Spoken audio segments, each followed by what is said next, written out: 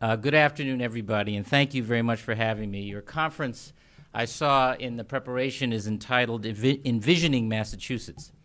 And I think, or at least I hope you know, that my vision for Massachusetts is of a unified community where we work together to build a better future for everyone.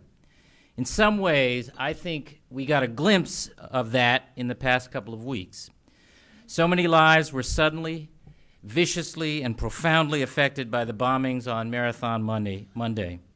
And yet out of the dust of that tragedy emerged a strong sense of community, the notion of common stake and common cause, the bravery of first responders, the supreme professionalism of the medical teams, the acts of kindness and generosity by ordinary citizens. In these ways and others, the strength of our community was on display for the world, and maybe most especially for each other, for ourselves. I hope we hold on to that, because there isn't a single challenge that we face in this state or in this country that can't be overcome by a renewed sense that we have a stake in each other's dreams and struggles, as well as our own. In that spirit, I remain committed to working with you to grow jobs, wealth, and sustained economic opportunity in every corner of our Commonwealth. We have many subjects on which we have worked together successfully to those ends, from healthcare implementation, as Andrew mentioned, to corporate tax cuts, to regulatory reform and simplification, and we have much progress and many results to celebrate. From economic competitiveness to student achievement to energy efficiency to our bond rating, our Commonwealth has never been stronger. And yet I hear from people every day who are concerned about finding or keeping their jobs, and so do you.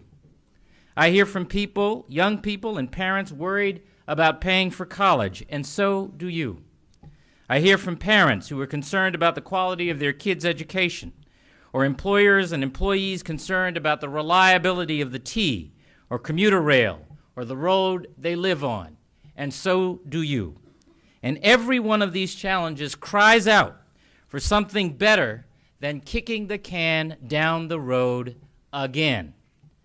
Part of the solution to every one of the challenges I just mentioned includes taxes.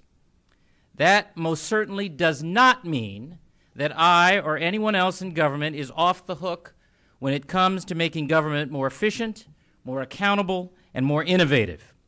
But it does mean that citizens who want and need public services to grow jobs and opportunity are also not off the hook when it's time to talk about how to pay for those services.